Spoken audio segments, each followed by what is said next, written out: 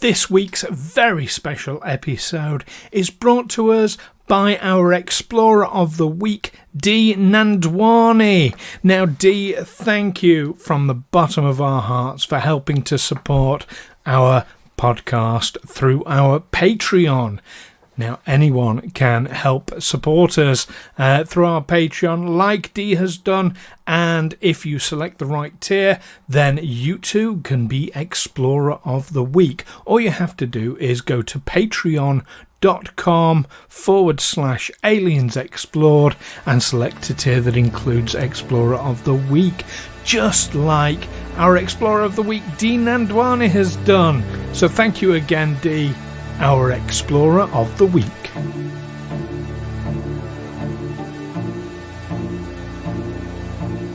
Aliens Explored is a podcast exploring famous and obscure cases of UFO sightings, alien abductions and other strange events from both a believing and a sceptical perspective, whilst keeping an open mind. I'm Stu Jackson, a professional actor and amateur ufologist with a particular interest in the crop circle phenomenon. I'll be debating that otherworldly visitations are real. The truth is out there. And I'm Neil Kelly. I'm a professional actor as well and used to work for the military as an intelligence analyst. I'll be arguing from a more doubtful point of view. I mean, it's all a bit far-fetched, isn't it? Recently, Brittany Dodson of the Be Magical podcast contacted us to discuss some of the similarities between the magical world and that of UFOs. Well, we thought it to be a fantastic idea to bring Brittany onto the podcast to discuss these things for you, the listener. Join myself and Neil and Brittany for a discussion of the crossover between the magical world and UFOs. Hello listeners and welcome to Aliens Explored, your weekly cockamamie podcast in which us panty-waist limeys will be bickering about otherworldly phenomena. I'm one of your hosts, Neil Kelly. And I'm your other host, Stu Jackson. And we have someone else with us, don't we? We're in for a special treat this week. Yes, we have with us Brittany Dodson, known as B, from her podcast, Be Magical. Hello. Welcome. Do you prefer B or Brittany? Brittany's fine, or B. Either Brittany. One. People call me both, so that's cool. Okay. Welcome, B. Welcome to Aliens Explored. Lovely to have you on the show. Thank you. Very, very welcome. So, Brittany, just so the listeners are aware, I know it was a little while ago now. You've been listening to the podcast, so thank you for that. We always appreciate when anybody listens to us. Yeah. And you got in touch because, as well as the magical side of things, obviously, which is your podcast, Be Magical, you got in touch about a chap called Charles Hall, didn't you? Yeah. I don't ever hear anyone talk about him, so you guys are like, if you have any ideas. And I just stumbled upon his stuff, and I guess he used to work at Area 51, and I'm like, I can't tell if it's, real or not, but I feel like I believe him, and I just don't really hear anyone talk about him. So I'm like, I don't know. And there's really nothing much out there other than his book series. And he claims that it's fiction only so that he can kind of get it pushed out there. But he's like, it's real, even though the book is supposed to be like a fiction book. He's like, no, this happened. So I don't know if y'all have looked up much about him, but it's just interesting what he says. Well, I hadn't come across him before until you mentioned him, but we have now scheduled in a whole episode around him for later in the year. So that's gotcha. One yeah, to look out for. So he has a series of novels out to see that. Yes, I have not read them, but he just refers to them when he does his speeches. But I've been able to find like 2 public speeches that he's done and like 1 interview, but that's all I can find. So other than the books, he really doesn't have a whole lot out there. So, but it's interesting when you hear him talk. I think they actually had him on like a news show in Australia once, but like nothing else really out there about him. So, okay.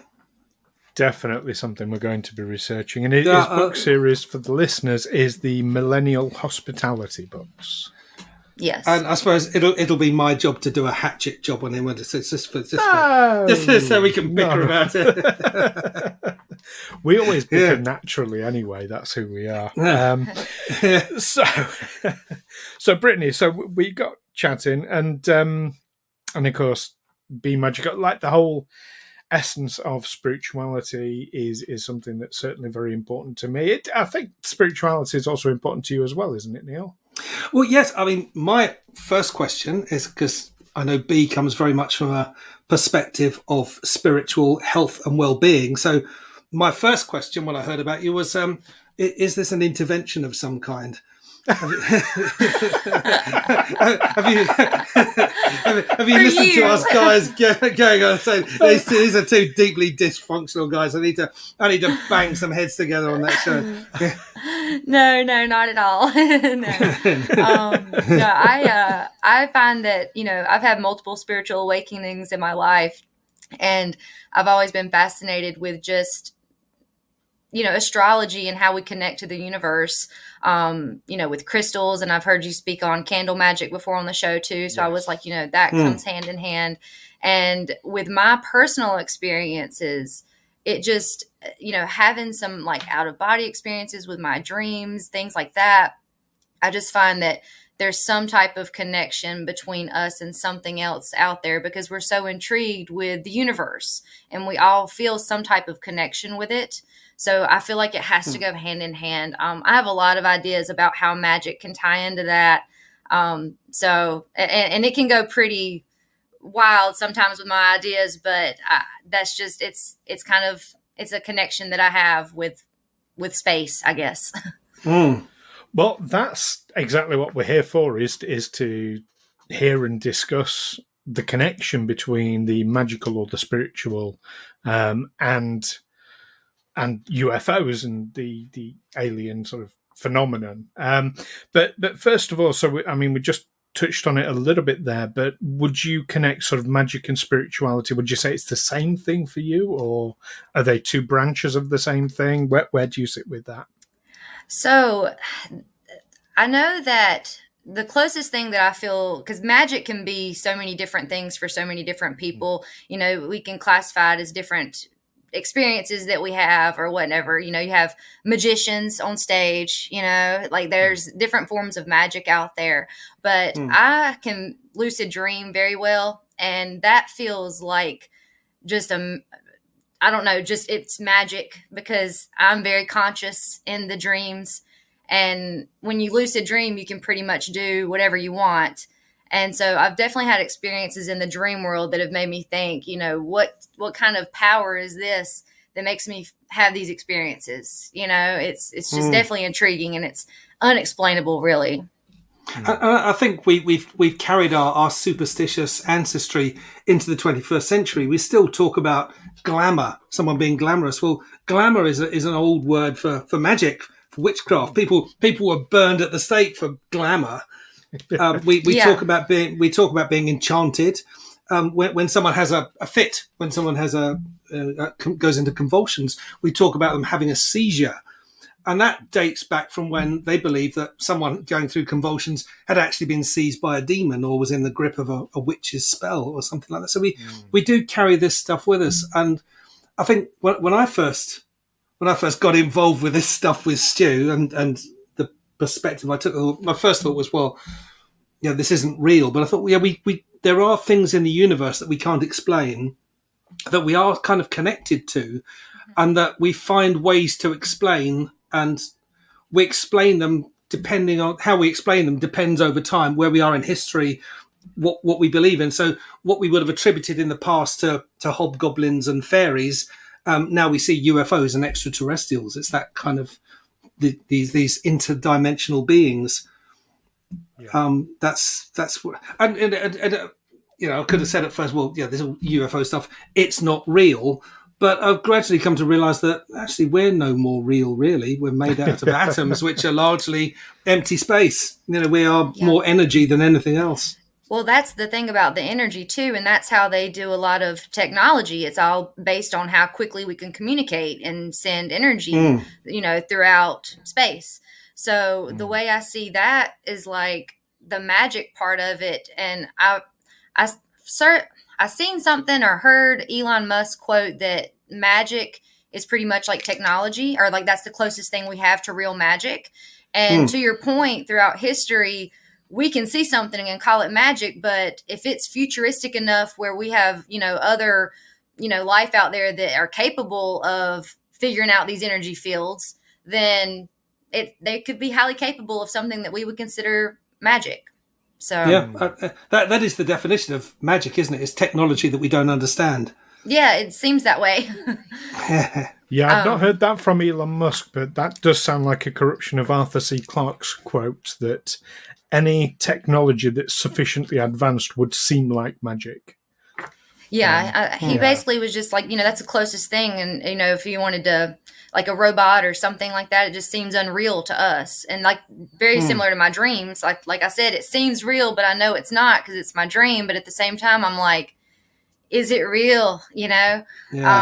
It's just what we can do with our consciousness. I feel like that kind of pulls into all of this, because that just seems what, like I said, the closest thing I've experienced to actual magic was my lucid dreaming experiences and out of body experiences. But aliens can also have like telepathy, experiences that people have had with aliens can also have what we would consider people who have powers, like people who can read minds or psychics.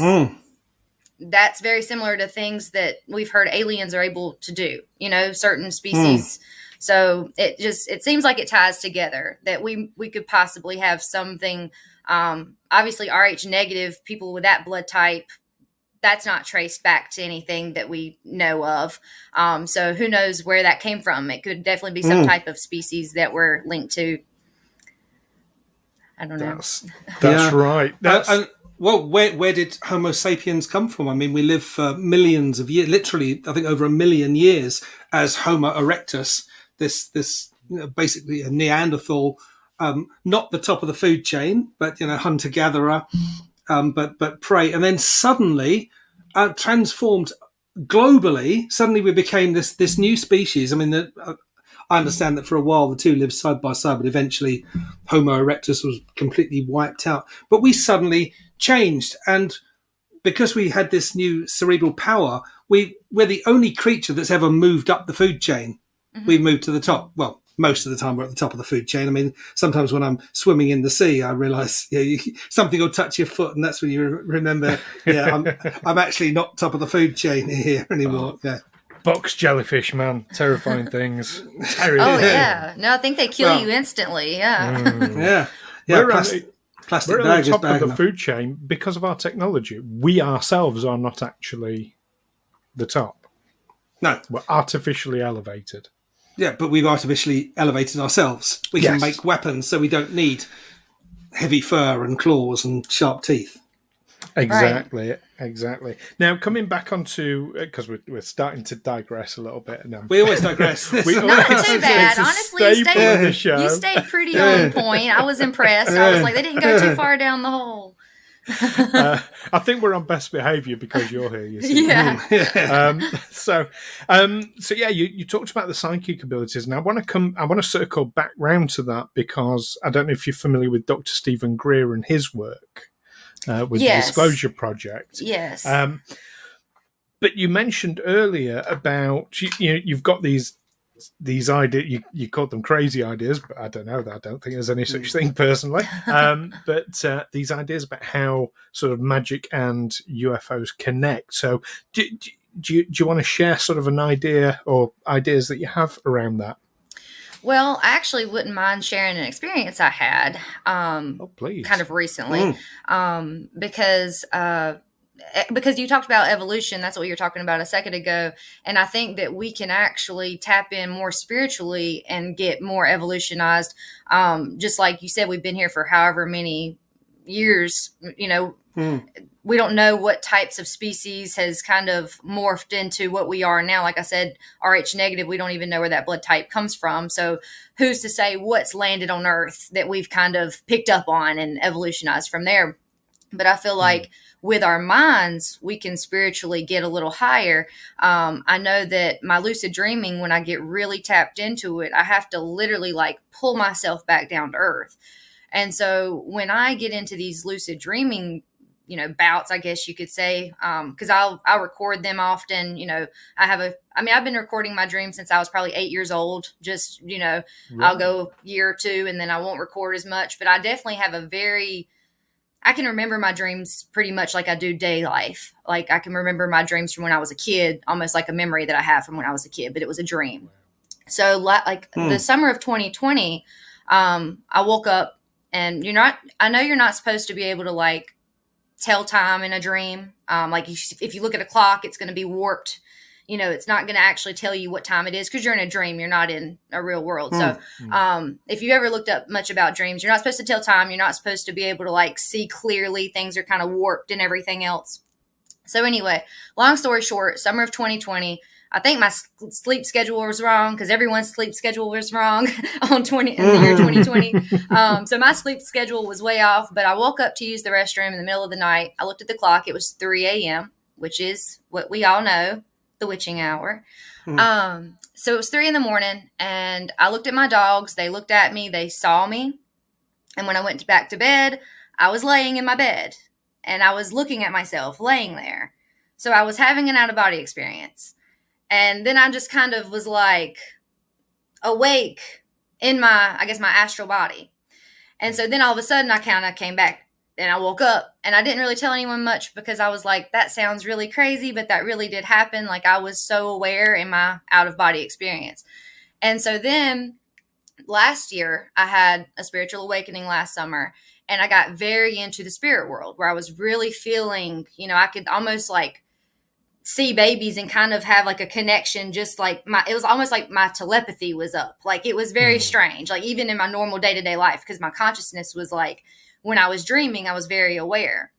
And so I had a dream where I was just floating over top of the world and I was like in outer space and I was just kind of floating around there and it just felt very real. And I mean, I was just having these really deep thoughts while I'm up there and it just seems like regular life.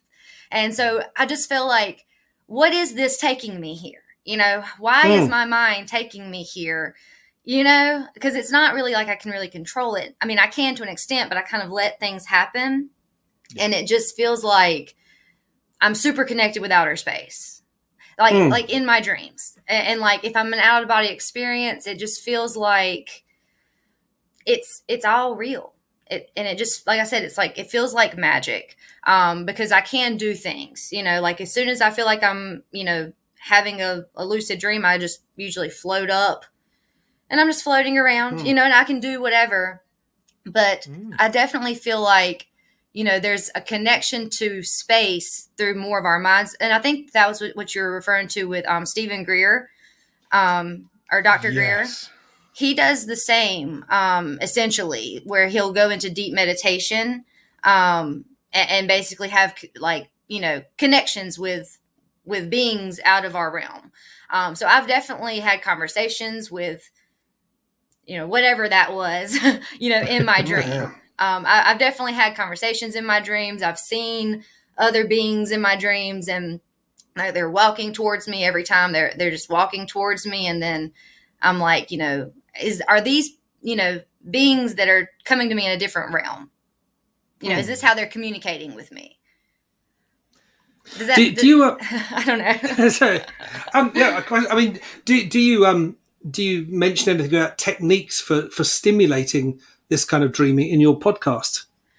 I actually didn't get that far because when I was in my podcast, I think I mentioned to you too, I had kind of such a deep spiritual awakening that I was getting very into, like I said, these dream states. And it almost got a little like, should I be here? Should I even be, cause it was like, it gets really intense, these spiritual experiences. And I don't know. I feel like I had to kind of stop there, but yes, I have extremely good techniques on this. As far as getting into these dream states, it's a lot of meditation. It's a lot of consciousness, and it's a lot of little reality checks. Because like I said, if you're in a dream, everything's going to look kind of like,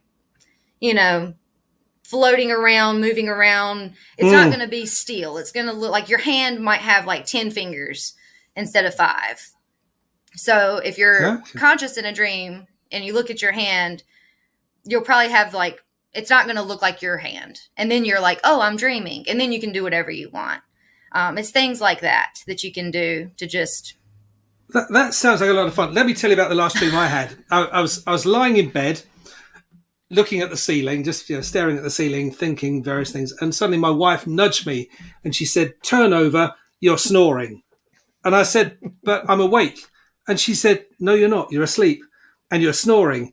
And I said, this has got to be the worst dream ever. I'm dreaming that I'm just lying in bed awake, looking at the ceiling. That's as good as it got. So, I need to work. It's not just about eating cheese, is it? I've got to do something. Well, it's like a little false awakening. Preparation for vivid dreaming, yeah. I always think there's a difference between kind of dreaming, though, which is what you're talking about, which is essentially the brain just filing away the day's information. And then lucid dreaming or actually the phrase I've heard is connection to one mind consciousness. Okay, I don't know if you've come across that phrase. Yeah, that's a phrase I've come across before, which is it's without going too deeply into it, it is essentially to do with the mass subconsciousness theory. That we've all got one subconscious amongst the whole. Yes. Every single human being shares a subconscious. Kind I've of heard a deeper subconscious. So it's sort of tapping into that a little bit, connected with the outer body experiences that you're describing. Because obviously with that mass subconsciousness, we have a much greater awareness of what is out there. So it's a way of seeing things that we wouldn't naturally be able to perceive. Right. I think that's what Dr. Greer talks about too, is kind of like I'm trying to think of what they call it, like one consciousness. In his program, Close Encounter 5, or CE5, where he goes out and he has lots of groups that go out all over the world. They go out into a meditative state to try and basically summon either extra biological entities or UFOs. And who's to say that they're different things anyway? But yeah, the first step is that connection to that mass of consciousness, that one mind consciousness. That is the first step along the way. So yes, that does connect in with Dr. Greer very, very, and Dr. Greer is someone else we're going to be talking about later in the year as well. Yeah, that's very interesting what he's doing. And I think he taps into dreams almost in a similar way, where it's like, he's kind of tapping into communicating with other beings. I feel like I can really relate to what he's saying, because I'm like, I don't think he's the only one having these types of experiences. I think that other people, obviously we have a lot of people that come out with experiences that they've had, connecting with aliens and seeing, UFOs and everything like that. I don't think that we should discredit any of it. I think there's definitely some out there that are false, but I definitely think a lot of these experiences really happen. I believe it. I believe there's definitely something out there that I've connected with. And he's just able to really get it out there on a big platform, which is awesome. But yeah, I definitely think that other people have experiences similar to that for sure. Sure. So B, whereabouts are you located exactly? North Carolina. North Carolina. Okay. Because I was for some reason I had Texas in my mind. It's just probably the southern thing. I don't know. South. No. Yeah, definitely. I think Stu said because I was thinking of I was thinking of what's come up in a few of our shows about the UFO highway. There seems to be a stretch across the southern. Yes. It seems to go across Texas, Southern California, New Mexico, obviously, all the way from coast to coast, where there seemed to be a proliferation of UFO sightings. And I wondered if that was because there was a certain energy field in that part of the world, and how close you were actually physically to it. Well, that actually, so I did want to touch on a topic and talking about the South that actually might be a part of this. I know you hear about the Salem witch trials, and you kind of talked about that earlier too, where it's like if you have dreams like this, you're a witch. If it's like if you say that to people, you might just get like the Salem witch trials was all based around pretty much what you were explaining earlier.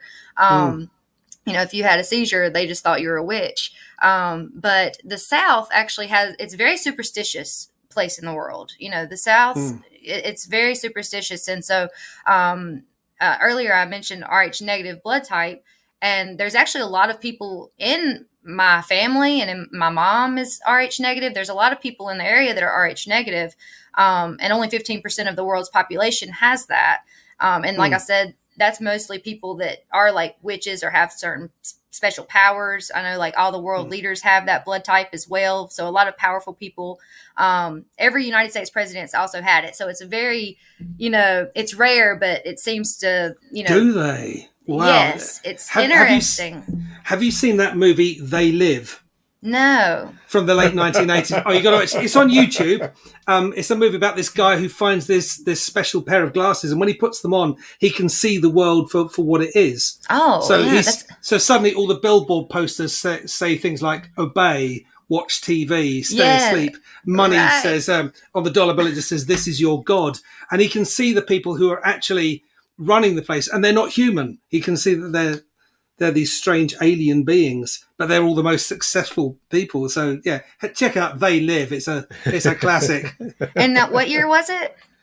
About 1988, I think. Oh wow, so they were like talking about being woke, but like back then. Yeah. Oh yeah. Yeah. He put on these glasses, and he tries to get his friend to look at the glasses because his friend won't. His friend doesn't want to see the reality, which is very much it's a very much a political parable. Oh, I would like that. That is interesting. But it's just a good film. Yeah, no, I like that. Y'all have actually put me on a few good films. That Christopher Walken. I had never seen that. What's it called? Communion. Yes. When y'all said that, I was like, I need to look at that because I like him as an actor. And that movie was quite the movie. That is quite the movie. To this day, even thinking about it, I get shivers down my spine, and it just creepy and yes. Well, the end when he was dancing, and I was like, they mentioned this. I was like, I forgot about that part, but then I was like, it was supposed to be based on a real story, and I was like, this is interesting. Yeah, allegedly, it was what happened. I mean, how much of it has been conflated by his own mind as a creative type, or it's hard to say. But yeah, well, either way, it was good. So y'all put me on a few movies. But back to your question, I can't remember what it was about being in the South. Oh yes, thank you. We actually, y'all had me down that tunnel. Y'all, it's hard to get back sometimes. You come on this show and make us digress.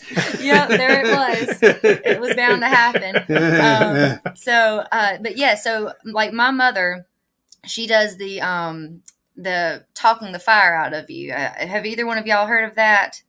No. It's something in the South, okay? Because the South it's like if you see a black cat, do 3 X's. It's a lot of like superstitious. Don't put one shoe on and walk. Don't walk with one shoe on and one shoe off. It's multiple things. Don't step That's generally good advice anyway, really. But right, you don't want to fall. But it's just a lot of things like breaking a mirror is bad luck. A lot of people in the South have like strong beliefs on that stuff.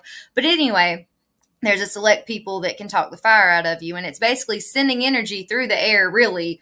But if someone has a burn, they basically call my mom or anybody that can do this, and they're like, we need you to talk the fire out of, my sister. She just burned her hand, and my mom, she'll just like do it, and it takes the pain away. So it's some kind of Southern... And like I said, that to me is magic. I'm like, what is this? But it's talking the fire out. And it's basically, a superstitious thing. Because my mom's like, only certain people, I can only tell men. Like she can't tell women how to do it. And she can only tell a certain amount of people. And they have to have some type of qualification for her to even tell them how to do it. And it's like something you can kind of pass down. I don't know. Right. Okay. That's really interesting. My background, my great grandparents were spiritual healers, and there's always been something coming sort of down the family, and I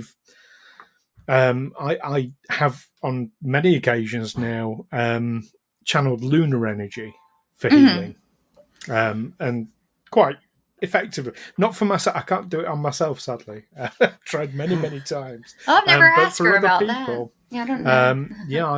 I pull down lunar energy. Now, I can describe to anyone else what it is I do and how I visualize it and how I sort of interpret it, but I could never teach anyone to do it. Oh, okay. In the way that nobody ever taught me. It was just kind of an instinctive thing.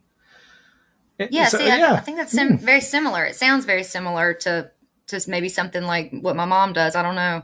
It's really intriguing though, and I'm like, how do some people have these abilities? How do some people tap into this stuff? So it could be something from technology we don't know of, from something higher up. But I mean, obviously all the religions, go to the skies. Everything is all about up there. So what is that spiritual connection we're feeling, and are there other beings out there that we're connecting with? I don't know if we're attached to that or what.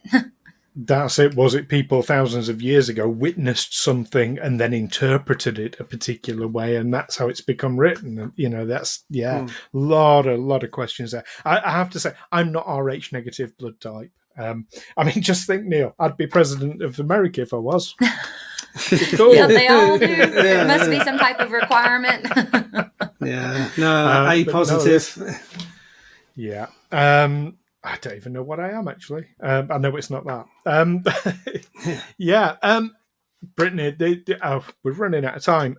There's so much I wanted to ask and talk to you about, but this has been absolutely amazing. We are actually also going to be doing an episode on Rh negative blood as well later in the year. That's interesting. Got all this planned out. See, it's all coming. But Brittany, tell all the listeners where they can hear your work.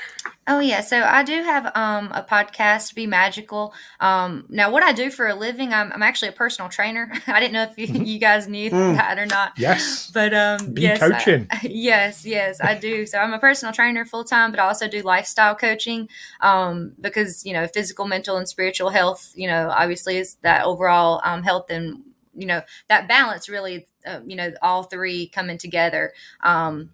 Is just a well-roundedness that we all look for. But yes, my podcast is Be Magical on Spotify. And I do get into all types of, magical topics there. And becoaching.com is my website. That's where I have a lot of my training stuff. But yeah, that's what I do. And that's where you can find me. That's becoaching, COACHIN.com. That's right. Coaching. That's right. You can tell I have an accent, so we don't add the G. But just for clarity for our listeners. Yeah. Yes, thank you. Yeah. There's links in the description as well. Thank you so much. Everyone can find it, and of course I thoroughly enjoyed listening to Be Magical, and only 13 episodes though. Are you planning to do any more? I have a lot of ideas that I want to get into, and I just haven't actually, got everything. Now, I'll be honest with you. My first 13 episodes, I basically winged every bit of it. So I'm trying to kind of have a little bit more, structure behind. I just feel better with improv, but I do have a lot of ideas. I just need to get back recording. So I definitely will in the future for sure. Well, here's Neil and I, episode 93, and we've been winging it all the way along. Yeah. So, I love winging it. I do. I feel like I do my best work under pressure, so I don't know. It seems to work. It's natural. Neil and I, of course, both actors, so we're used to working with scripts. But when we come and do something, we don't want a script, do we, Neil? Sorry, what does it say here? No, we don't. No. So, lost my page. But of course, it's easier because we're bouncing off each other all the time. Right. So no, half love the show is yeah, but this, yeah, but that, and no, you're wrong. And on your own, it's kind of you got to keep it going yourself, really. Oh yeah. Oh totally. No, you guys do great little ping pong. That's great ping pong conversations. I love to hear it. Thank you. That's great to hear. Thank you. And yeah, we definitely want to hear more Be Magical, and total kudos to you. Yeah, like Neil says, doing it on your own, that's a much harder job. Perhaps, so, done. We should go on a Be Magical podcast. Yeah, definitely. That would be fun. Yeah. Neil's getting himself invited already. Fantastic. Well, listen, this has been absolutely brilliant, and we'll look forward to hearing more of you in the future. And don't forget to follow Brittany through Be Magical or Be Coaching. Like I said, links in the description. Yes, thank you. Join us next time. Oh, do you know what, Neil? I haven't prepared what we're going to be talking about. Yes, I have. Okay. So, Brittany, are you anywhere near South Georgia? I was going to ask about Georgia, but it's wrong South Georgia. This is George. You got Georgia on your mind, but the wrong. I can think of three. Are you speaking on Georgia? Georgia's not too far from me. We don't mean Georgia in the southern states, and we don't mean Georgia, the former state of the Soviet Union in Central Asia. We mean the island of South Georgia in the South Atlantic, Antarctica. In Antarctica, yes. Which was a trigger for Britain going to war 40 years ago. It was, but that's not what we're talking about next week. We're going to be talking about the UFO crash that definitely happened there recently. Yes, we are. We've got proof. Yeah. We've got evidence. It's finalised. So we'll be talking about that next week. Yeah, that's South Georgia. In the meantime, listeners, keep listening to those magical podcasts. Keep watching those lucid dreams. And of course, keep watching the skies. It's bye from me. And it's bye from me. Bye. Bye, everyone. Bye. Aliens Explored is a Fecal Films production in association with Juicy Falls. Music by Darren Mafucci and editing by Stu Jackson. Find us on Twitter or Facebook by searching Aliens Explored, or visit us on aliensexplored.com.